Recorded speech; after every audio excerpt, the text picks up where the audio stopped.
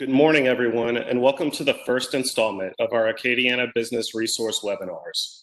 These webinars are brought to you by business resource partners from across the Acadiana region, including One Acadiana, LEDA, Opportunity Machine, the Downtown Development Authority, the Louisiana Small Business Development Center at UL Lafayette, Acadiana Workforce Solutions, the United Way of Acadiana, and other local chambers and economic development offices, including the Acadia Parish Chamber of Commerce and Vermilion Economic Development Alliance. We have come together to support Acadiana's business community, particularly our small businesses, in response to COVID-19 by hosting a series of webinars on timely and relevant topics. Today's first installment of our Acadiana Business Resource webinars includes two parts. At the end of each part, once our presenters have completed their presentation, we will use the remaining time for Q&A. As you have questions, please enter them into the chat bot, which can be accessed using the chat bubble icon. We will be recording the questions as we go. If we do not have time to get to your question during today's webinars, we will follow up with you as soon as possible afterwards. We will also compile a list of questions and answers to share with everyone.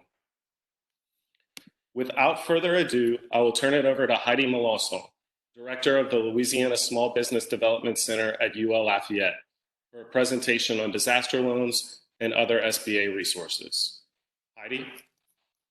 Good morning, everybody. Again, my name is Heidi Melancon. I am the Director at the Louisiana Small Business Development Center at UL Lafayette. We are a resource partner of SBA, and in these unprecedented times, we are called to assist with disaster efforts, to inform, educate, and help with any process that we can facilitate these loan process. Next slide, Andre. This is just a declaration from the administrator of SBA, just giving that paramount of what's going to happen with this loan process. Next slide. So, the economic injury disaster loan basics, who's eligible to apply? Pretty much any small business, agricultural cooperative, aquaculture business, and most nonprofits organizations are able to apply for this loan. If you can feed it or water it, you will be assisted through the farm cooperative with USDA. So that kind of tells you who can apply for it. And this is a working capital loan, which we'll get into another slide. And who's directed the affected disasters? Pretty much everything at this point. I think all states are going to be able to be declared as a disaster. And then any type of business that is directly or indirectly related to an industry will be able to apply. And you can see the example at the bottom, a manufacturer of a widget may be eligible, but also the wholesaler and the retailer of the product as well. So you'll see scenarios like this where in a triangle, all business operations will be able to apply for this loan. Next slide. So what is the criteria for this loan for COVID-19? Applicants must have an acceptable credit history to SBA. They're not going to at any point name a credit score that will apply because, of course, a 620 may actually be something different across the board. So you're never going to see a credit score in writing. So everyone is still encouraged to apply for this loan, and that can be fleshed out with a loan officer at a later time. SBA must determine that applicant businesses have the ability to repay this loan. It wouldn't be in your best interest to be able to take this loan if you can't cash flow it. So loan officers will be looking at cash in and cash out based on the information that you submit. And of course, on the eligibility, all the businesses must be physically located in the declared parishes that have suffered from working capital losses due to this disaster. Next slide. So the terms of the loan, how much can I borrow?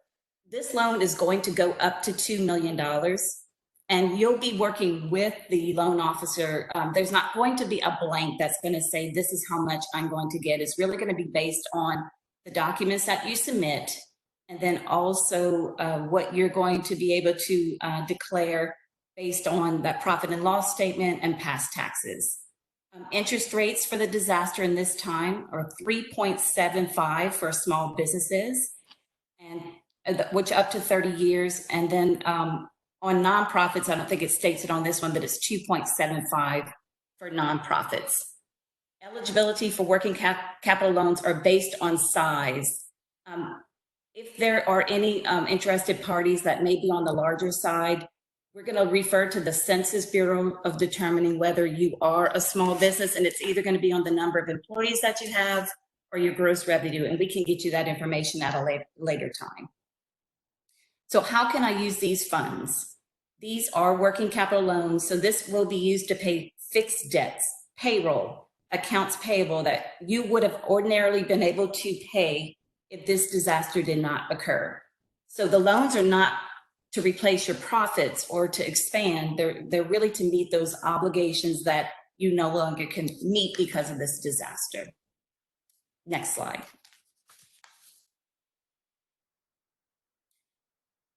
The terms of the loan. So what are the collateral requirements? The unsecured, you can borrow up to $25,000 unsecured. Anything over $25,000, collateral will be taken on those loans, and real estate will be considered. And actually, that's probably going to be something you'll meet and discuss with a loan officer, because they're not going to decline these loans for not having lack of collateral. But of course, they're looking to work with you so that they can get paid back. Just remember that this money is coming directly from the Treasury Department straight into your bank account. And so they want to do what they can to get money in your hands so that you can continue to move on with your business operation. Next slide. So what kind of small businesses can apply? I've had this question yesterday on eligibility, but here's a few examples that they are listing in terms of hotels, recreational facilities, charter boat companies, sport vendors, owners of rental property. You may not be able to apply if you are a real estate developer in terms of maybe subdividing a subdivision, but of course, rental property, thankfully, is included in this. Also, souvenir shops, travel agencies, and wholesalers. So for the most part, like I said, beyond that, as we said in previous slide, farming operations will not be able to be considered for this. What other criteria is involved? As we said before, a physical presence. You cannot apply with a PO box. You will have to state and prove that you have a physical presence in the disaster declared area. Next slide. SBA's economic funds, like I said, are going to come directly from the U.S. Treasury Department. There will be no closing costs. There's no closing process. As I said, it's going to be going straight into your bank account. I had a call yesterday from an attorney wanting to assist with closing docs. There is going to be none of that process. So it's going to be very seamless. And they do not have to go through any type of bank to do this. And as you can see on the slide and where you can apply, the disasterloan.sba.gov. In these times, this is the only time that SBA will let you borrow money directly. It's true only in disaster time. So there is no cost to apply. In fact, there's no obligation to take the loan if it's offered. And even if you decline the loan, you're going to have up to 6 months to change your mind. Because of course, our small business owners are suffering right now, and to think of taking on another obligation is very daunting. And so I can completely understand that, but just apply, because then you can make up your mind at that point, because anything can change from this month to the next month. And we'd rather you be in the queue. And like we said, the maximum unsecured amount is going to be $25,000. Applicants can have an existing SBA disaster loan. And in fact, those loans are going to be furloughed for now. They will be deferred. So that's good news for those that may have been going through other disasters. And then also you still can apply for this economic disaster. And another one prior is not going to prevent you from actually taking this one. You just cannot consolidate the loans. You cannot use this loan to pay off, to consolidate any type of prior debt that you may have had before. So let's talk about the basic filing requirements. And as of yesterday, some of this information has already changed. So completed SBA loan application, you have two forms. You have Form 5 and Form 5C. What's nice, I've had lots of questions from sole proprietors.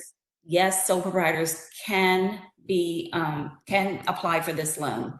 It's just the difference of filing a different form from a corporation or an LLC. So a Form 5 is going to be what you fill out if you're an LLC, S Corp, corporation, and a Form 5C is going to be the form that you fill out as a sole proprietor. And when you get into the loan portal, you'll see once you indicate that you are a sole proprietor, there will be a chance for you to be able to switch over to the two forms. Also, the tax information, the authorization from the IRS 4506T, as of yesterday, you do not necessarily have to have this in order to go forward with the application. They will collect it from you at a later time, but this will not hold up your application if you don't complete the 4506T. So keep that in mind as an applicant. And they will need it from all principals and affiliates of other companies that you have. Complete copies of the most recent tax returns. There again, as of yesterday, if you do not have recent tax returns, go forward with your application. It will not hold up the application if you have not completed your taxes or you have incomplete data. So that's good news for those that may not be organized at this time, and it gives you a little bit more time to be able to submit this, or a loan officer may ask for this information at a later time. Schedule of liabilities, that's a Form 2202. If your CPA is preparing your documents, you do not need to use SBA's documents necessarily. They're there for you as a guide. But that schedule of liability is going to be any of those fixed expenses that you have, rent. Be comprehensive. If you're missing a line of credit payment, as comprehensive as you can, the better it will be for you. Also, personal financial statement, that's Form 413 with SBA. And other information may also be requested as you go through the process. But the most important thing is to get in the portal, apply, so that you're in the queue. It's going to be a first come, first served basis. So we don't want you to be locked out of this application process. I did have a few questions yesterday about paper applications. And there is a process to apply via mail if that is where you're most comfortable. Route to take, but just know that that will be separate, and probably 99% of the applications will be submitted through the portal, and that's going to be the quickest way to have your information looked at. Just know that SBA, they're ramping up right now. They're adding more people to help with this process. They are going to adapt to this need for small business owners, so they're going as quickly as they can to be able to process. And in fact, in other states, I've already heard that they're rolling with this process. So we're going to get the help we need for our small businesses as soon as possible. Next slide. So other information that may be requested, like we said, I had questions about if you have affiliate businesses. As you get into the application, you will see an opportunity to add additional companies that you are affiliated with. And as you go through the process, they're going to look at all of your information to make a determination, because it could be that on your balance sheet of another company, you're flush with more capital that could help you in this. This is a subsidized rate that they are offering. And if you do have the means to help in this regard, they're going to probably suggest that might be used. But just know that this is probably an unprecedented time where they're going to be very liberal in helping our business owners. And that's what they want to do. They want to get this money into your hands so that you can meet the obligations that you were missing out because of this disaster. If the most recent tax return, like we said, a year in profit and loss statement and a balance sheet could replace your federal income tax return if you're not completed with it. And a current year-to-date profit and loss statement would also be very helpful. The more information you provide, the more comprehensive you are, the easier it is going to be for a loan officer to make a determination about your application. Also, there is a form that you can also use for your monthly sales figures. We will make that available. This is typically when you're going back for money, because they do have a process that you can go back in and request more money if it's not enough to meet the needs. Let's see, next slide. Just to go over ineligible entities, I talked about agricultural enterprises, religious organizations, charitable organizations. Gambling concerns are not going to be considered, casinos, racetracks. And I'm thinking if there's anything else on that part. And then next slide. So here's some information of how to apply. I'm hoping most business owners have taken a look at it, but this is the URL, the disasterloan.sba.gov/ELA will get you directly into the portal. Like we said, paper loan applications can be downloaded on the website. And then there is an address included if you do choose to go snail mail as well. Disaster loan information. One of the things on a conference call yesterday, if you forget a password or you have trouble, you're going to have to use the 1-800 number if you can't get help through some of the resource partners, but there is a 1-800 number, and that SBA disaster customer service at sba.gov for emails. They're going to do everything possible to facilitate this, to get you that help. But just know that everybody is in the same boat, and that they have asked and they have stressed that everybody be patient as much as you can. Next slide. As we said, we offer free assistance in preparing financial records, projections. Oh, one thing too, on startups, one of the questions we had yesterday was that projections could be used in a startup, and it could be a narrative that you may have to come up with so that we can prove that perhaps you're in the beginning, you took a loan a couple of months ago and you're just starting. Well, we may have to recreate some of your financial records to accompany your application, but just know that you can get help through any of SBA's resource partners, and as also the resource partners that are included on this call as well. Next slide. I can't stress to get your application in as soon as possible. Check all of your filing requirements. Try to be as prepared as possible.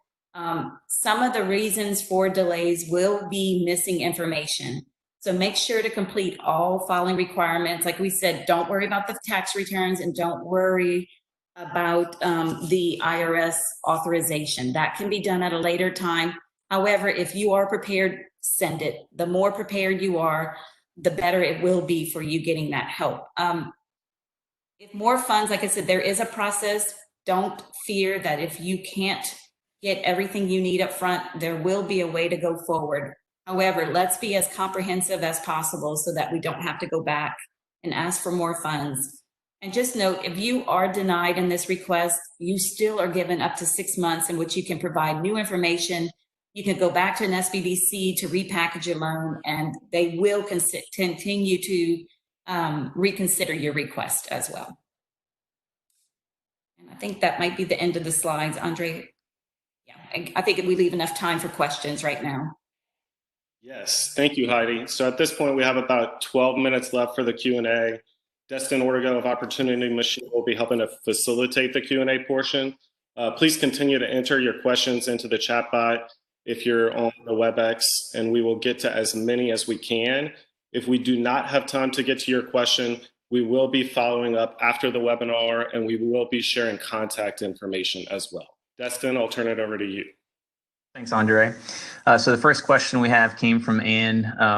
She just wants to clarify, are all the parishes in the state declared disaster locations? Yes, the whole state has been declared a disaster, so that's no problem. I think the whole country will be at this point. The next one comes from Robert. He asked if bars and AG establishments can apply. I have seen nothing that says that a bar cannot apply. I think if anything, if there's any question, please go ahead and submit that application. But at this point, nothing has indicated that a bar could not apply. Then Lori wanted to know how long the other loans will be furloughed. Specifically, they have one from Katrina. I want to say I heard 6 months to a year. I don't know exactly, but it's in that time frame. Then Corey asked if one person has multiple LLCs, can each LLC apply? Yes, there's an opportunity within the application to add the affiliate businesses that you have. So once you're in that, I did have one client that read it carefully, because when you're adding the application, they were actually repeating their same company. If you put that you're affiliated with another company, then you're going to have to provide the information on each of the companies that you have. Okay. Then Anna asked again if there's a way to look at the requirements before you enter the online application process. Yes, all information is on SBA's website. We have been sending it out as well. They can also contact me with any questions, or any of the resource partners probably have access to these forms and information. I think it's a good idea to get a copy of the application prior to starting the process. That way it's not slowing you up. You can gather your information. You're not going to get timed out in the portal, and that way you can process it as fast as possible. Yeah, and I also want to mention, and at lafayette.org/SBA loan, we put together some fairly easy to read infographics regarding all of the requirements that are needed and paperwork and documents that are needed before you fill out the application. Let's see. Corey asked, for nonprofits, does the tax exempt designation matter at all? No, nonprofits have to upload their tax information. Now that could change, but as of yesterday, unfortunately, nonprofits do have to upload their tax information as opposed to for-profit businesses. And Ann posed a really good question regarding nonprofits. So let's say if there's a lack of fundraising opportunities for some unforeseen amount of time, how will SBA evaluate that type of situation? That's going to come from the information that you submit, tax returns. There is a chance for a narrative in the application that you can detail. Be mindful, in addition to nonprofits, be mindful of seasonality. Some companies make all their money in the first half of the year. There is a chance for a narrative that you can explain that way. That could be considered, because of course most nonprofits rely on their fundraising efforts to fund their operation through the year. But yes, that's all going to be determined on those schedules that you submit, tax returns, profit and loss statements, any information you can provide to have that story available for the loan officer. Okay. We have a number of questions coming in right now. Let's see. Robert also asked, in the SBA loan application instructions, it appears as though affiliated businesses or ones owning or owned by the business applying. Is this not the case? No. In fact, I had a business owner, if they're showing on it that you have ownership in another company, I'm not going to get in the weeds of those questions. Those are something we can do offline, but they do have a chance to add that information. Okay. Todd asked, if a business closes, is payroll for employees one of the things employers use for this loan? Yes, payroll is one of the fixed expenses that you usually have. And you can include payroll, accounts payable, rent, insurance, a line of credit payment. Think of any of your regular obligations that you have every month. Lisa asked, if your business suffered a loss last year, is that an automatic denial? No, I wouldn't say no, because this could have been the year that, you've got proof that you were going to be reviving that company. I still apply because, people do have off years, and you still can borrow to meet those obligations. However, this loan cannot be used to probably pump up a company that was probably already on life support. But there again, I'm encouraging everybody to apply. Let the loan officer flesh that out with you, because this is your chance to get that working capital that perhaps you were already on a rebound, and there could be letters of intent that you could submit. You may have gotten a contract, even though you had an off year last year, that you could also prove that you were going to be rebounding this year. Robert wants to know if new businesses less than a year old can qualify. Yes, there's, like I said, it may be a little bit trickier in having to create some projections, just showing what you may have lost out on. But of course, if you've taken a loan and you've just started your operations, I mean, you are definitely in business, and maybe a little difficult for I'm going to say an organic business just starting up in the last month without a lot of paperwork, but those that have definitely started within the year can apply. Steven started his application, but he made an error in identifying company. He labeled it as a corporation, and it's in fact a LLC. Seems to have trouble backtracking to correct it or start over. He would like you to please advise, will this affect his application? No, in fact, if that would definitely be a question if he wants to contact me. I've helped a few people get back on track that we can take offline and help him. Oh, great. Jory wants to know what the max number of employees that you can have and at which day do you use to consider this? There is a link from that we could probably have Andre send out from the Census Bureau, because some industries it's going to be based on your North American industry classification system. It's either going to be, if they're larger, on the larger side, it's going to either be based on revenue or the number of employees, and it's going to differ for all next codes. Okay. And Todd asked, if there are multiple owners for one company, do they all have to input their personal info to apply? The personal financial statement? Is that what they're asking? They just said personal info. If Todd, you'd like to clarify in the chat box. Well, what we could do is I have that written down from Todd, but we'll find out if it's only 51% that has to put it. But I want to say that probably the more the better. But if they're marginally owners in the company, it's definitely going to be based on the 51% for sure. Okay. And he did say yes, personal finances. Yeah, personal financial statement.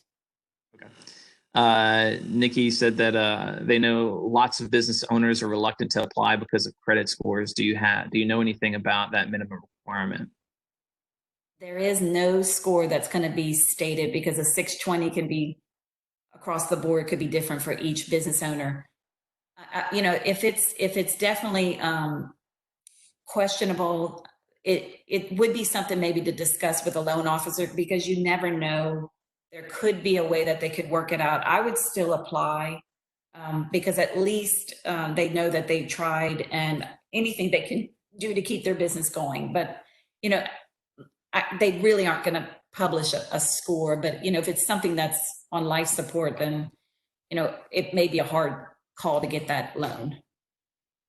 And two more questions. I know that you mentioned the 5C form, but we have somebody who asked, 1099 worker does not have a company registered with the Secretary of State, but has an EIN number apply. Yes, I would. I would probably, as a 1099, I'm assuming they are considered a sole proprietor. I would still apply and take the sole proprietor route using a 1099. Absolutely. If they've got tax records that can support that income, it's definitely something. I'm not a loan officer, and really this is more informational, but I still would apply and let the loan officer flesh it out with them. Okay.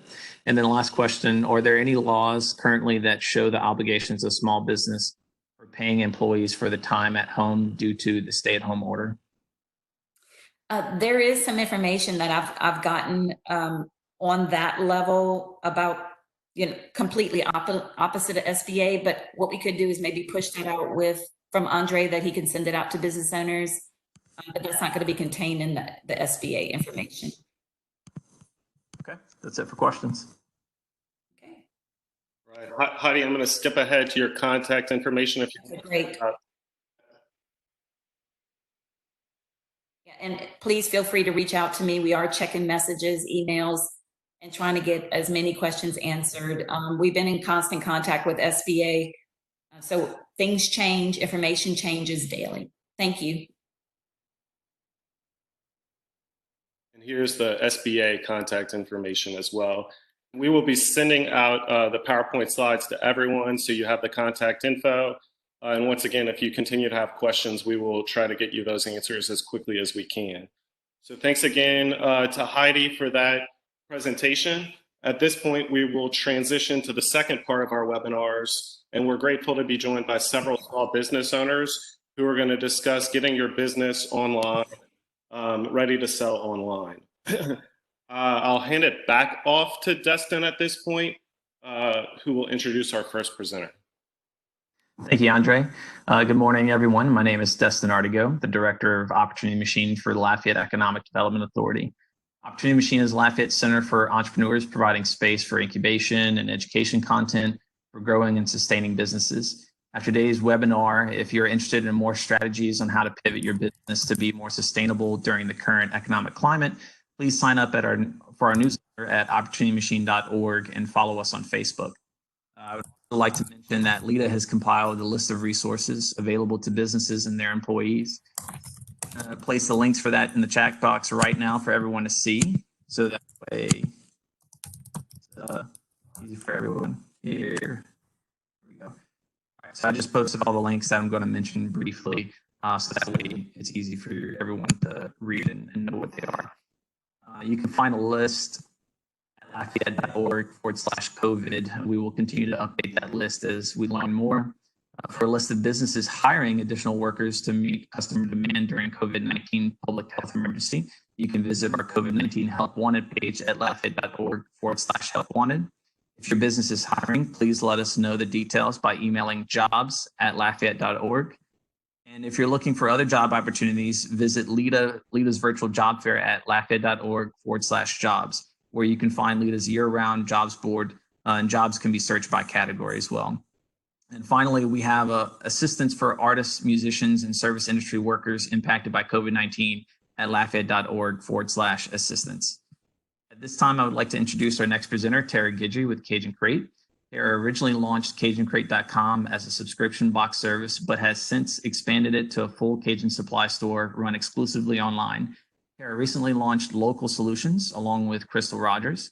Local Solutions helps Louisiana business owners with e-commerce and other online solutions.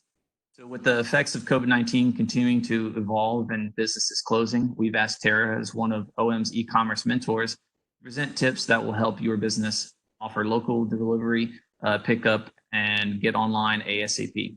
Okay, Tara, take it away. All right, thank you, Destin. I will get right to it. So right now, more than ever, online or retail businesses of all kinds are having to pivot. Gyms are offering things like Zoom classes where they're doing workout classes online. Kids are doing school online. Restaurants are switching to family style meals. Gift stores are offering bundles and doing the thinking for their customers. And so what I'm here to talk about today is basically what can you do to switch your day-to-day brick and mortar business to get online as quickly as possible and serve your customer. Next slide. So the main tools I'll talk about today are Shopify and Square. These are my top two recommended tools to businesses that don't currently have a website solution to get on as quickly as possible. A lot of retail merchants are already using Square. So if you're already using Square, I would recommend you stick with it and you just activate the web store. It's only $16 a month, but it is free in the month of March. They're refunding all services such as payroll services, website services, and so on. Next slide. Okay, so the first one I'll talk about is Shopify. Shopify will help you get your products in the hands of your customers as quickly as possible by creating drop-off solutions, shipping solutions, and sidewalk pickup solutions as well. They are offering virtual gift cards to all plans and customer for all Shopify plans right now. So you can offer virtual gift cards, which would be emailed to your customers where they can redeem it on the store. This is a good idea for anyone to activate right now because people are trying to show their support for local businesses with gift cards for future purchases. As I already mentioned, local pickup and delivery. As the example I have on the screen, you can create not only different shipping options, but you can create a free delivery. You can set a minimum. For example, if you spend 25 or more, we will deliver to your door for free. Or you can just set a free pickup as well, so customers can still come to your store and pick up, but not shop in your store. So Shopify is now offering an extended 90-day free trial. So that way you'll have plenty of time to move your inventory online as quickly as possible. This is can be done as easily as uploading a spreadsheet to your of your inventory to Shopify. They have a ton of online guides at Shopify. So they have videos, step-by-step guides to make it really easy, along with online phone and chat support 24/7. Shopify is also a great tool because right now everybody's on social media more than ever. And so you can link your products to Instagram and Facebook and do more social media advertising. You can sell through Instagram and Facebook like that as well. Shopify is also another great tool if you are making a change to your business and you want to offer a membership. And so people can pay their membership dues and you offer something digital to them. They also have apps which will allow you to do subscriptions if you need a monthly subscription or can put anything on reoccurring revenue. And of course, they also offer digital downloads. So, for example, if you're an artist and you sell posters, but all of a sudden you know are not doing art walks anymore, you can sell digital downloads of your art instead. Or digital, if you're a musician and you want to sell, you know, an MP3 of your music instead of a CD or something like that, you can sell it online for a download. So as I said before, they're doing a 90-day free trial, and it's a really great way. It's also drag and drop design. So if you want a really clean looking store, sometimes people, the thought of making an online store is very daunting because I don't know anything about web design. It's very drag and drop and easy to use. Anyone can do it. And there's plenty of help out there that you can seek as well. Next slide.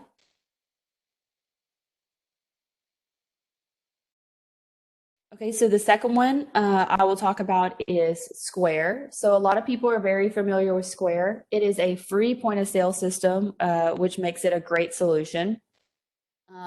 And they're doing lots of things to help people get their products out there faster for, you know, this COVID-19 relief. So now everything that you sell online on Square, you can activate your web store. There should be a button when you log into Square that says, you know, bring your products online. You can select or deselect products that you want to sell online. So it's automatically going to integrate with your inventory. So if it sells online, it sells out of your store, etc. You can have order management and customer directory in there as well. You can now promote digital gift cards where people can buy gift cards to your store or business online, and it would be emailed to the gift recipient. And then they have now activated a sidewalk and pickup option, and delivery will be rolling out later this week. They also have something on their delivery, which you can schedule for later. So in the example I've shown here, you can schedule when you would like to pick up, the customer can schedule when they would like to pick up that item. And this can all be controlled by you. You can set pickup date. So if you want to have like office hours where you will be there for your customers to pick up, you can schedule that in your back end. This is also very easy to do. They have a ton of documentation and videos on how to do it online. Square also offers loyalty programs as well. things like payroll. They have email marketing built in as well. So it really is your one-stop shop if you're trying to do something very quickly and user-friendly. Go ahead to the next slide. Before I move on, I do want to mention that before jumping ship, definitely check with your current point of sale provider. They may be offering any something that I'm not aware of for COVID-19 relief. I do know some retailers in the area use a program called Lightspeed, and I did learn that they are offering 2% credit card processing right now, which is a very low rate, along with 3 months free of web store. So some other things to remember if you're selling online, definitely communicate with your customers, reassure them via email, let them know about your supply chain, let them know, what you're doing as a business to keep your employees safe, let them know what you're doing, to help serve them, let them know your hours if you're closed. Just make sure to communicate maybe more than you were before, just so that way you're always on their mind or you're in front of them. Social distancing does mean that there are more people on social media. So make sure all your social media channels are linked back to your website, and always make sure to post stories on Instagram and Facebook. But make sure you're engaging with your customers. Don't just sell them, get to know them. This is a great opportunity to give them a behind the scenes look, get them to know the people behind the brand, and give them thanks. Make sure you're showing your loyalty to your customers, because it does go a long way. And just remember, they are going through this too. So this is something that you have in common with your customers, and they are definitely going to be understanding about any type of delays or changes, or at least they should be, because this is a global problem. You can also use support chat channels like Facebook messengers with Square or Shopify, as I mentioned before, to answer questions online. 90% of the world is on Facebook, or 90% of America is on Facebook. So I would definitely use Facebook as a great support channel. It's an easy way for your customers to get a hold of you. Next slide. And last, we have online marketing. So right now is really the time to invest in loyalty. There are lots of loyalty programs out there, but definitely make sure you are reaching out to your current customers more than trying to get new customers. Now would be a good time to invest in customer service. Like I said before, you can definitely use chats through Facebook, but if you're having a lot of online business, there's a bunch of apps out there like Zendesk that have chat support, email support, and just make sure you are getting back to your customers as quickly as possible so you don't leave them in the dark. Trust is huge in the online industry. You definitely want to build trust with that customer. And now that your customer is online more than ever, you want to make sure they're still shopping with you. And then shift your paid ad spend from acquisition to retention. So again, just focus more on keeping your current customers.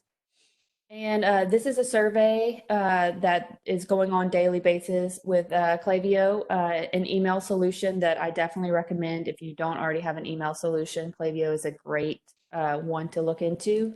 But less brands are spending on ads, but ad views are going up. More people are online. So if you can afford to do Google ads, Facebook ads, Instagram ads, ads are being viewed more than ever right now, and it's a good way to get in front of your customer. And then lastly, since you're going to be online so much, make sure you're communicating with your employees as well. Slack and Google Hangouts are some of my favorite ways to communicate with employees. Slack is a chat channel where you can get thoughts and ideas organized, and do group calling. And then, of course, Google Hangouts as well are just great tools that are free out there, so that way you can chat with your team. And again, if you need assistance on any of this or have questions, you can reach out to us at Local Solutions, but there are plenty of Shopify partners out there as well, Square partners. But we really just want to help anyone get through this as quickly as possible. And we're happy to, help answer questions as well. All right, thank you, Tara. If you continue to have questions, please continue to enter them into the chatbot feature. We are going to move on to our next presenters, and we'll come back to the Q&A after all of our session 2 presenters have presented. At this point, I'm going to hand it over to Anita Begno with the Downtown Development Authority to introduce our next 2 presenters. And I'm hoping, Anita, that I've got your audio working. Let us know if you're there. Hey, Andre, I'm here. Can you hear me? Yes. Great. Hey, Tara, thank you so much for that great information. I think ending on the online marketing tips, especially about building trust with your online audience, which may have interacted with you more person to person before this coronavirus season that we're in, is a great segue to our next 2 speakers. Andre mentioned that my name is Anita Begno, and I'm with the Downtown Development Authority. I represent a pretty small geographic area of Lafayette, but we are a large center of small businesses. And so we have put a lot of focus over the last week of talking to our small businesses, primarily our restaurants who have had to pivot to online sales. And so I have 2 representatives from downtown restaurants and businesses who are here to share some tips with you about pivoting on the fly during this crisis. These are 2 restaurant representatives. They've been talking to each other and folks in the restaurant industry a lot, but also to small businesses of other types. And I think some of the key lessons and takeaways that they're going to share with you this morning are not only for restaurants, but for businesses of all kinds who are moving their businesses online because of the current conditions that we're in. Another fact that I think is important is the businesses that they represented have opened in the last 2 years or less. So they're still technically kind of new businesses figuring out their customer base, their sales system, what works and what doesn't work. And so I think they're good examples of learning how to grow their business as a newer business, but also pivoting pretty hard right now over the last week. So first we're going to hear from Stephen Verrett. He's the general manager of Spoonbill. And then next we're going to hear from John Peterson. He represents Tula Tacos and Amigos and Central Pizza and Bar. And he also works with some online marketing for different types of businesses. So they both have some recommendations for you, and I think they both want to offer their help offline afterward if you have any questions. So right now I'm going to turn it over to Stephen. Hey guys, what's going on? So I'm going to kind of go over a few things, but the main thing I'm going to cover is how to offer your customers a unique experience using technology. I have a background in about 15 years of web development, graphic design, branding, marketing, all that kind of stuff, and decided to switch to opening a restaurant. So I'm going to kind of go over a few things that I've kind of learned through not only just owning a restaurant and owning a small business, but also kind of some of that other stuff like branding and reaching out to clients and networking and all that kind of stuff.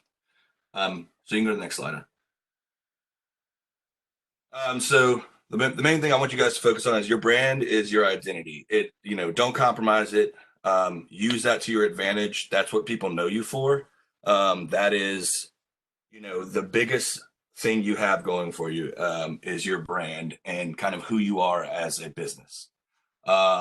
Use that to stand out as much as you can amongst everybody else, because there's a lot of competing businesses right now trying to do the same thing. But we're in Lafayette, we're a community. We're not all necessarily in competition with each other. We're all here to help each other and make sure that we're all doing everything we can to make this community strive as much as we can.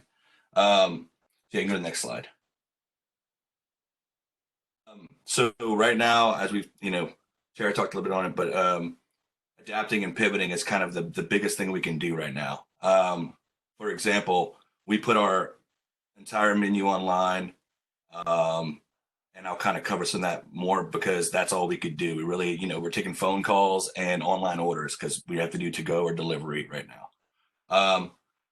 So for some of us, that might be completely reinventing ourselves, which is what we had to do at Spoonville. Spoonville, we had to basically just take our entire business and put it online and to go only. So, that completely changes everything, especially when you have a building that is known for, people come and sit down and enjoy themselves outside or inside or whatever, how it is.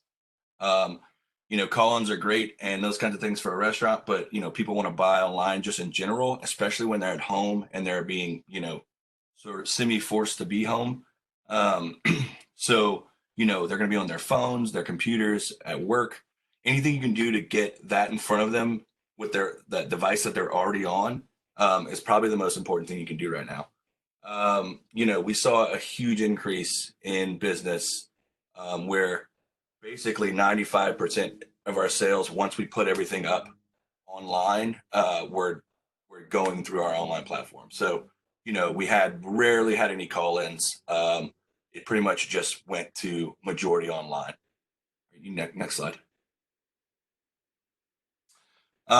Yeah, so getting your online shop is the most important thing you can do right now. Tara covered a few things, which is Shopify and Square, which are two amazing platforms. I'm pretty sure, like she said, they have discounts going on. We had the advantage of having a POS system called Toast that already had the built-in online functionality. All we had to do is kind of activate our menu, upload photos, all those kinds of things, and we were pretty much done. So I lucked out tremendously, to be honest. They gave us a discount, so it was 3 months free online to kind of get us through this time. A lot of these places, like there's Shopkeep, Shopify, Square, even Google has a place for you to put your products on and, create a Google shop essentially. Really just try to do everything you can to utilize all these platforms. We can put together links for you guys. I know, Tara has a few cool things. And then I have a friend, our friends Denny and Katie, who have Wild Child Wines. They use Shopkeep and they seem to love it. So that's pretty cool. I don't know what the kind of deals they're running, but we can look at all that kind of stuff. Your cameras on your phones right now are just as good as having a photographer come in. Really, all you have to do is just kind of position everything how you want to make it look and just kind of snap those photos and get that stuff online as fast as possible. As much as everybody was told to put everything to their websites right now, really, or, over the past, right now, you want to focus on getting everybody to your online shop. You want to get them directly to those products, directly interacting with the thing you're trying to sell the most. So for us, for example, we forgoed like our entire website on our Instagram and it just links directly to our food menu. Because that's what we want people to do. The rest of the stuff that's on our site is not as important as getting them to those products, getting them to access everything they need to, you want them to get to right now. Be intentional with your offerings. Make sure you're really just kind of giving them the things that you think that they need right now. There's some products that you don't even need to upload. You don't need to put on there. I mean, you might have like some sort of seasonal things that, are going to sell better right now than some of the other things in your, that won't sell in your retail shop or whatever. So, they're just trying to cover kind of that kind of stuff. If you want to go to the next slide, you can. So I want to kind of talk about this whole thing. John and I have talked throughout this. Our friend Colin Cormier, who owns Pops, and is also partners with John at the other two restaurants. My friend Mark Crampy, who owns Social. I've been kind of in contact with all these restaurants. Ross at Gentry Supply Company, just friends that I have who all have small businesses in town, wine shop, all that at Wild Child Wines. And we've just kind of talked and just, we're all in this together. It sucks. It sucks bad, to be quite honest, but we can do this. I think Lafayette's got such a great community. Talk to your peers, talk to people who you think may have been you're in competition with. I promise you, people are more willing to help and listen to kind of each other now more than ever. And I think we need to use that to our advantage and become a stronger city and become a stronger group of, small business owners. And I think, ask your family and friends for help. If you need help taking photos, I'm sure your family and friends will gladly come over and help you do what they can do. So just don't be afraid like that you're in this all by yourself. Like talk to people, make sure that you don't sit there and try to do this alone. That's pretty much all I have to say. All right, we'll go ahead right over to John now. Yeah, I'm sorry, I was supposed to enter John. Hi, John. Hey, everybody. Good morning. Guys. So yeah, he's going to give you guys a good little conversation about kind of what you can do or what John like marketing and stuff like that. Yeah. Hey, everybody. So I'm going to talk about a really kind of specific and narrow topic, which is how to structure your messaging in a takeout only world. And obviously I've geared that more towards the restaurant industry, but you can also take that as an online only world if you're in some other industry. And for the sake of full disclosure, I'll just let everybody know. So, we have Central Pizza and we have Tula Tacos. We made the strategic decision already after the first week of this situation to temporarily close Tula. Central is remaining open for the time being. So, I want to start by making the point that even the best messaging in the world can only do so much. It's why the information Heidi gave at the beginning is so important. So, along with everybody else, we're trying to take full advantage of those resources of our, private banking relationships. Tula will be back. We think it'll be better than ever. We have some great improvements in mind, but I just want to make that point to everybody that, let's do our best to make our messaging great at this time. But there's only so much that can do. I mean, this is an unprecedented situation that's outside of our control. So if you're like us with Central and you're doing your best right now to hang in there as long as possible without knowing how long this will last, then thinking about our messaging is important. And I really want to highlight 5 things that I think are pretty critical towards that. When we're structuring our message and we're deciding what to talk about, we want to make sure it's special. We want to make it clear and simple. We want to highlight the community right now. We want to seek engagement. And we want to make sure we continue to use our unique voice. Everybody's out there talking right now. Everybody's pivoting to online or takeout only. So it's crowded in a new way.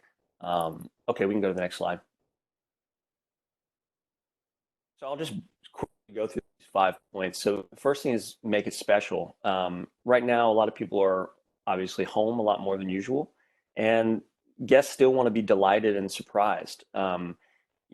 We think that at Central, the atmosphere is a big part of the experience. Well, obviously, we can't offer atmosphere right now. So we have to find a way through our messaging to convey the feeling that people would normally get when they're in the restaurant. Or so, in your case, it may be in your retail store, whatever. And everyone's bored. So, think deep, make something special, make new twists on things, just be creative. Next. Make it clear and simple. Obviously, we don't know how long this situation is going to extend. And a lot of people are making a lot of changes really quickly out of necessity.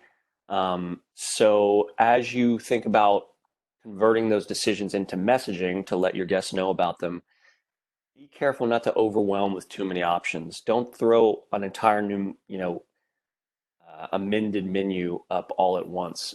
There's going to be time. So think about what you have that's special, highlight them one at a time, highlight those things that are easy to communicate. Everyone's communicating a lot more right now, so you only get a small slice of that attention. So just make sure you use it well. All right, next. Right now, more than ever, and this is always a good idea, but more than ever now, let's highlight community. So that could mean showing your team, talking about them, telling their story. In the case of a restaurant or anybody with a supply chain, talk about your suppliers, your growers, your partners. We really want to let customers and guests know that they're part of a network that extends further than they may realize and impacts more lives than they may realize.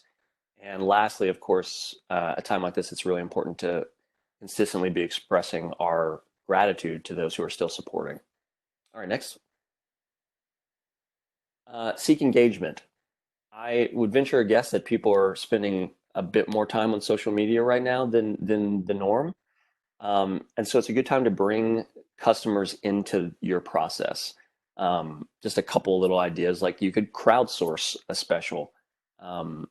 If you have committed fans, they know your menu. They'll be anxious to share combinations that they like or ideas that they've had. So you can crowdsource those things or ask guests to share their at-home restaurant setup. Like I said before, we can't offer our atmosphere right now, but we can have fun with the idea that people right now are having to recreate atmosphere at home, and they can have a little fun with that too. All right, next. And finally, just to echo what Steven said, make sure to continue using your unique voice. It's tempting right now in a situation that is very serious to take on a serious tone, but let the CDC use the CDC voice. They can have the serious tone. You can still have fun. It's okay to do that. Obviously, just be cautious and kind about what you say and how you say it. Right now, we have to try to communicate through our online messaging, through social media, what we just can't communicate in person. And so we want to try to convey a little bit of the experience that people are missing strictly through our messaging. So we need to be thinking about how we can do that. I think that's it. Thanks. All right, thank you, Tara, Stephen, and John. At this point, we have the remainder of the time for Q&A. So I'm going to turn it back over to Destin Ortego of Opportunity Machine to facilitate that. Please continue to enter your questions into the chat bot, and we will get to as many as we can. Destin? Sure. So the first question I have is for Tara. And Anita asked that a lot of downtown restaurants are using KeepShare POS for, do you have any recommendations for setting up digital gift cards? KeepShare? Correct. Is that what you're asking? That's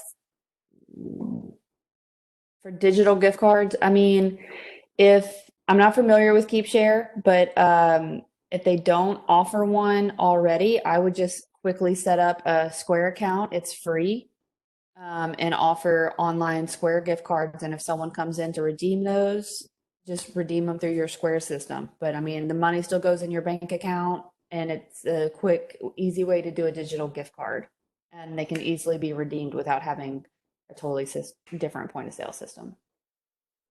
Okay, so that ties into the next question. If you already have a website, what app is best to integrate some of the selling services you mentioned?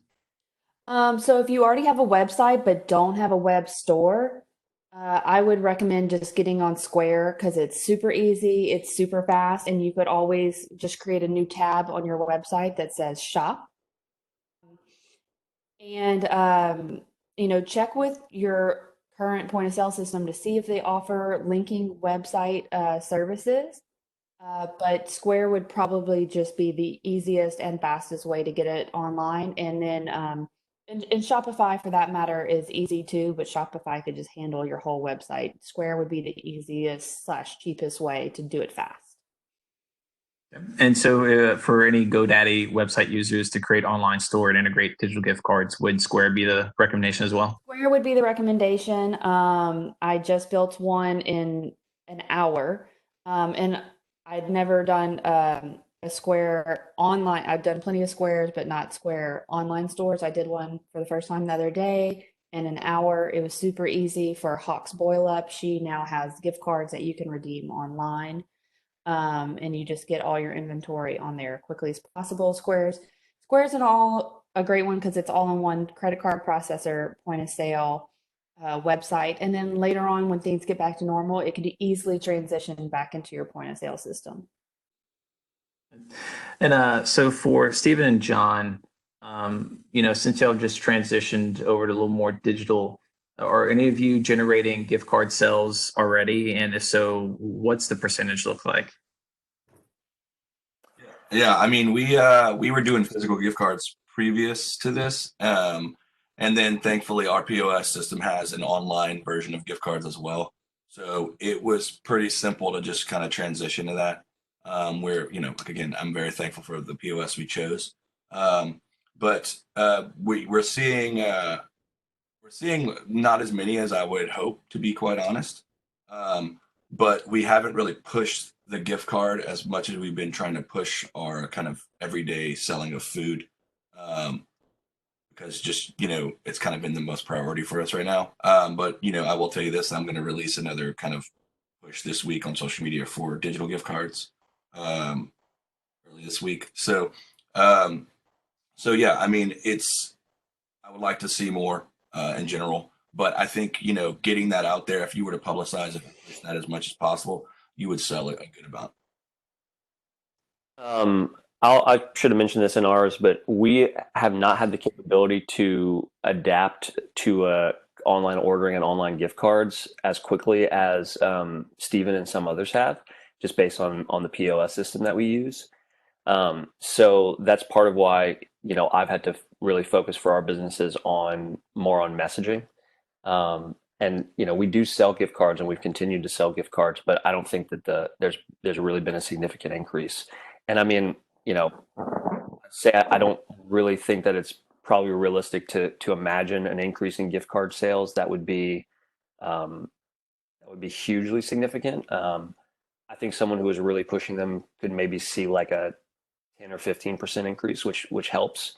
But I wouldn't expect that to be a game changer right now. Great.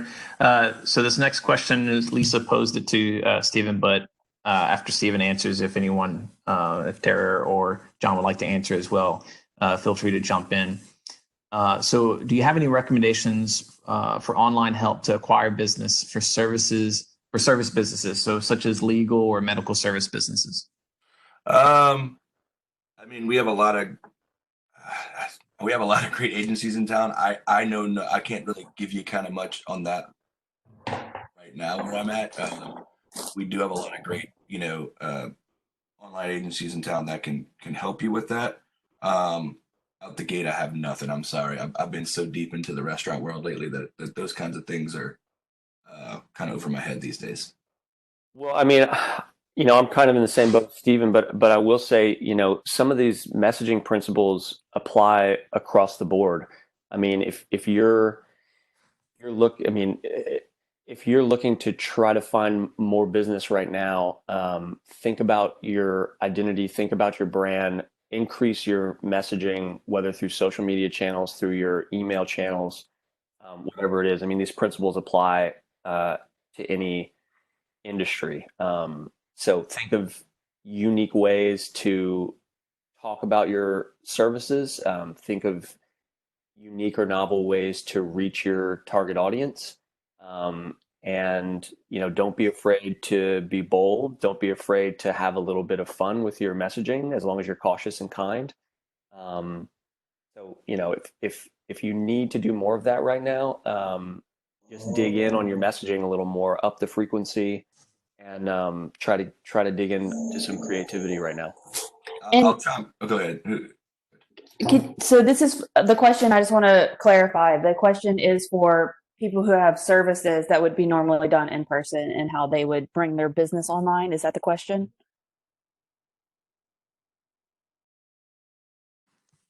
Sorry, say that one more time. I'm sorry. The question I just want to clarify is for people that have services like legal services or something like that would normally do their services in person, but now are trying to bring their businesses online. Yeah, and they're trying to acquire customers online. I mean, I definitely think it's a pivot, but it can be done absolutely. There's a big portion of the medical community that was already making this shift before this situation. Building a website with just a way to take transactions. Like I said, if you get set up on Shopify, there's plenty of membership apps. You can sell slots of time and you can, schedule meetings, and based off of those meetings, take transactions. So it's not face to face, but you can definitely sell your time, and digitally online, and use things like chat services, Zoom calls. I mean, my son, I just signed him up for karate, and now he cannot do karate because that is person to person and more than 10 people. So they're hosting like online classes where our membership went towards video training for us to show him how to do things at home. And they also have like an online classroom environment to talk about the lessons. So it definitely can be done. Stephen, did you have something to add? I was going to say, things like Squarespace as well too. There's just plenty of these companies that are, low monthly costs, that can benefit you right now, that don't require you to sign up for an entire year. So during this time, I think like what Tara was just saying, like there's services that you can have, you can get that allow you to talk to people through video or through audio, or book slots of time. Like there's all that kind of stuff, and then most of them are monthly. So you can keep it past this situation, or just get rid of it during that time and go back to business as usual. Yeah, another great tool is Calendly. I can't ever say it right, but it's like free for certain features, and like I think the most advanced portion is $12 a month, but it can integrate with Zoom. It can make group events. You can section your day out in slots of time, whatever 15, 30, 1 hour increments, and people can go on your website, book your time. It integrates with Stripe, PayPal, HubSpot, all the things that you're probably already using before. They integrate together, but people can just book you by a slot of time. And all it is like a simple plug-in integration to a website, or heck, you can just send them a Calendly invite through an email, and you don't even have to have this published on your website to send people invites. And it also works with SMS. So look into a good SMS tool, or if you already have a customer base of phone numbers, you can send them notifications like, hey, you're doing business a slightly different way. Great. Yeah, and I do want to add, I don't know if anyone, I see Kristen, you just posted a question about cosmetology. And I know that, hairdressers and cosmetologists are getting hit hard right now. Something that my brother-in-law did as a musician, I thought was really great. He had a show set up on Saturday. Obviously, he wasn't able to play that. So what he did instead was set up an Eventbrite. He had people, they paid $10 a piece to register for his online streaming, a live stream of his concert from his home. And whenever he had everyone register, about 30 minutes before the show, he went ahead and sent out an email with a private link to a YouTube stream. And so then you could get access to, the stream. And then what's great about it is that once you're done doing it through YouTube, you have that content to share later, or if people had trouble streaming it, they can always access it later once it's been finalized and uploaded on YouTube. And you can keep the link private, so that way it's not a public thing, and people feel like they're getting their money out of it. So I don't know, for cosmetologists, maybe you can do webinars that you can charge for, even if it's just a small amount, educate people. Like we talked about earlier, people have a lot of hands now, and they're needing to do certain things themselves that maybe they paid someone else to do. So maybe figuring out ways to educate those people and then charging them some sort of amount for the education part of it, because that's still very valuable, might be able to help with that. Robert did pose a question. I think, Tara, you can probably help out with this. Getting us to link GoDaddy to Square is difficult. Can you discuss the process? Okay, so what I would just suggest is have just create a link in your navigation where it's actually not hosted. Okay, and real quick, I need to clarify it's linking to a GoDaddy domain or linking to a GoDaddy website. Can you clarify that, Robert? He said both. Both? Okay. Well, the linking to the domain, there are step-by-step instructions on how to do that. You would have to just modify your A record and your C name, which I know does sound difficult, but there are like step-by-step instructions. If you want to contact us at Local Solutions, we can definitely help you assist you with that. But as far as if you already have a GoDaddy website and you just need to put your store online, I would make a another tab in your navigation, call it store, shop, whatever, and then just have the link point to your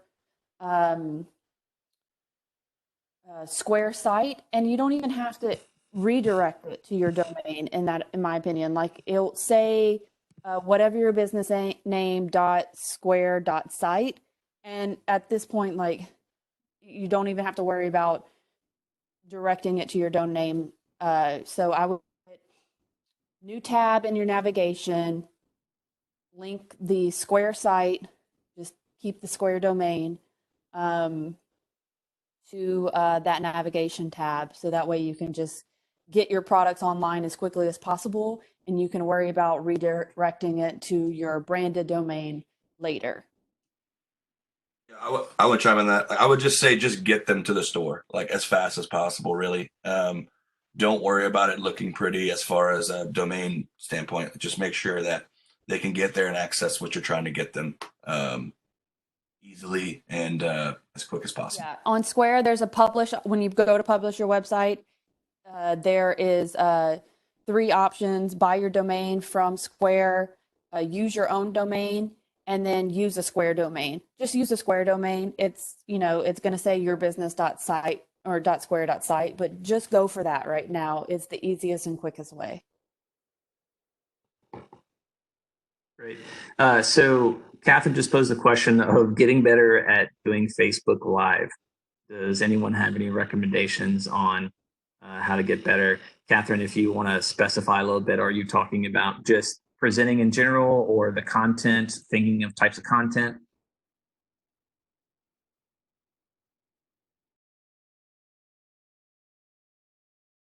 While we wait for Catherine to respond to that, maybe we can just, if anybody has any suggestions for utilizing. Yeah. What I would say is like, I think there's kind of a thing right now where everybody is on their phone just because either they're bored or they just passing the time. They're on social media more than ever. Really creating some interesting videos, whether it's little fun videos or, we just did one for our takeout thing that was pretty fun to make and tried to keep it lighthearted. But just showing processes of how your business works, or showing off products in your store, or kind of doing like some little reviews on your product, or like I watched a video last night about just kind of like for restaurants, like taking people through your dining room, through your kitchen, going through talking to your staff and kind of interviewing each person and how they're dealing with this situation right now, or trying to keep it fun, how you're trying to keep it fun in your workplace, like whatever you're trying to do, really just kind of show people a little behind the scenes take of everything, and use video to do that. It's great to show photos and all that kind of stuff, but I think people want to hear from you. Kind of that's a way for them to interact with you in a different way than just a photo can do for you. Yeah, I'd also add, just don't be afraid of making it perfect or of mistakes. People like to see realness, and people don't mind mistakes and misspeaking and those sorts of things. So, if part of the question is, how do I know if content is good enough or if I'm ready to do it, just start doing it.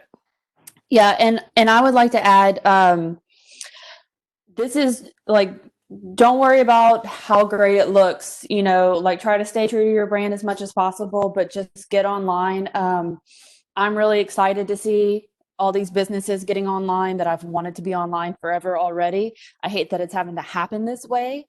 But just know, like, once, things get back to normal, keep your online store. This is always a great way to reach your customers. You make yourself more accessible to your customers. We are already a very online community.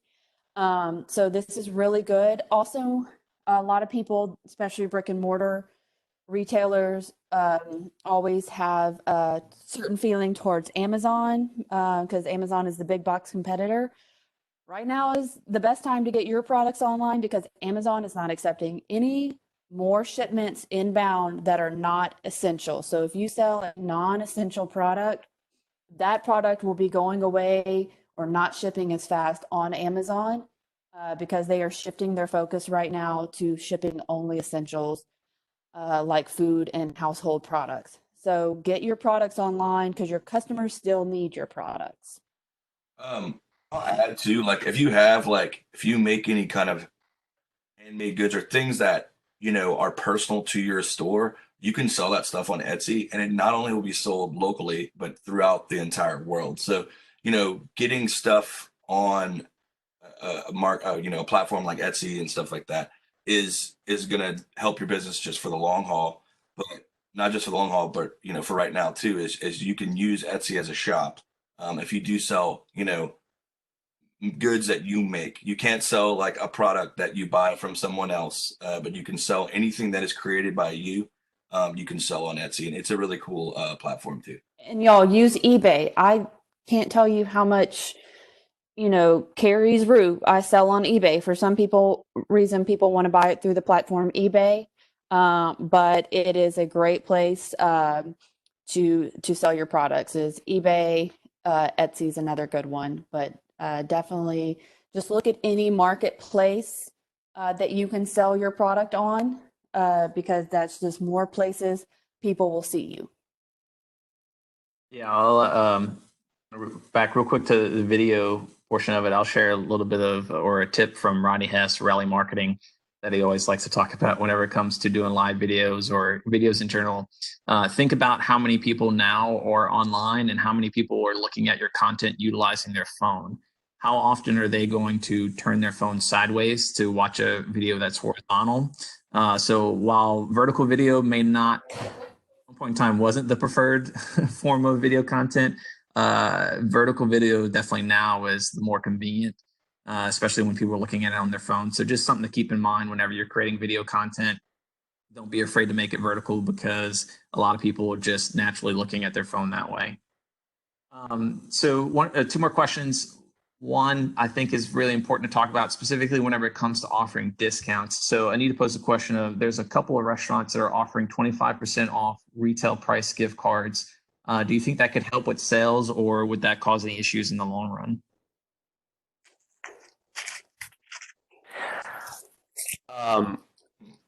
Is this an open question? Okay. I think, that's something I've thought about and kind of struggled with in this situation. I tend to think that can cause more trouble in the long run. Obviously, this is an open-ended situation. We're not really sure how long this will last. I return to how critical the information from Heidi was, how critical your individual banking relationships can come in right now, but you do have to be careful with discounting gift cards, for the obvious reason that when those start coming back to you, they're not going to fully cover the cost of the goods that you're giving away on that credit. So just remember that selling gift cards is, deferring. So, if you can do forecasts for that, and maybe I'm personally opposed to it, to give you a short answer. Yeah, I mean, the thing we've done in the past is we've done, like, if you buy $50, you get a $10 gift card. And that's like the most I would probably do in a quote discount. It is hard, like John's saying, it's hard to kind of, you have to remember that money isn't, you have it now, but it's going to take away from your stock later. So it's going to be great for the moment, but in the future, it may come back to bite us, so as much as we want to do that, it's hard to kind of, from a standpoint, make sense of that. Going back to the video real quick and behind the scenes, show people your process, especially in the restaurant industry. The other night, the Fizos had a great live video on how their pickup line for crawfish was set up, and it had an amazing turnout. But it was really it really drove people to go there because they got to see the process. And it made them feel like, oh wow, this is the place I want to go to. It's really set up, it's really organized. So definitely be showing people your processes if you need some great video content. Great. So we have 5 minutes left. I'd like to no more questions. I'd like to leave it open for presenters to give any final thoughts on anything they may have forgotten to mention. Sarah, we can start with you. The only other piece of advice I'd really recommend is get online, of course, as quick, fast as possible. Make it pretty later. Always be working on it, but get your products in front of your customers, offer them pick up delivery, get creative. And then don't forget to work with other businesses. Right now is not the time to talk about competition. Try to talk collaboration because that business goes back and forth. And so now is a really great time to collaborate with other businesses, try to think outside the box, see if you can help lift each other up in this time, and the business will come back to you. Thank you, Tara. Stephen?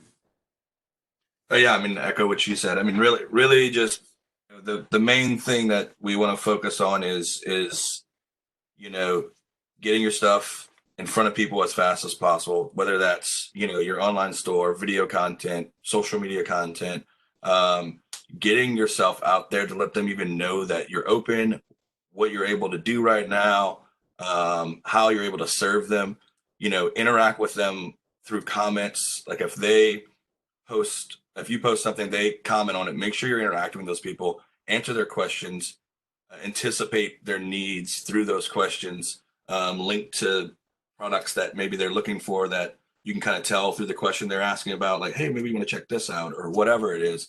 Really just try to do what you would normally do when they come into your space.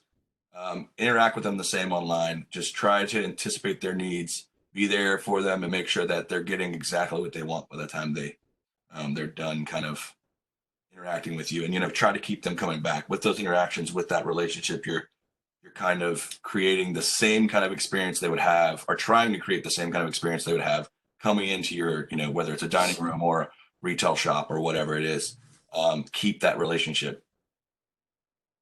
Great. Thanks, Stephen. And John?